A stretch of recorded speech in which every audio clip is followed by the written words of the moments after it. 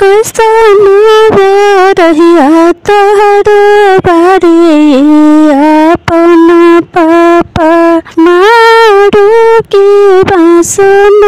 छिलाए काहे मारू पूजे चलेली बेटी हो सुंदर बेटी किसिया गईले छोराए आहे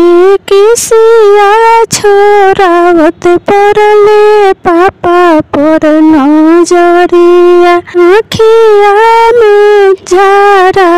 झरिलोर नैना झारा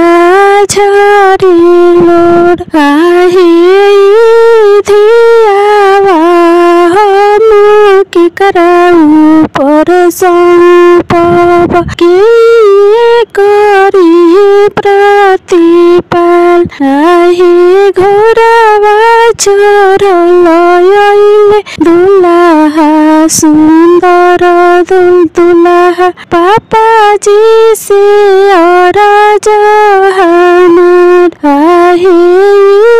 धियावा ससुर जी हमरा ऊपर संपव हम ही करब प्रतिपाल आहे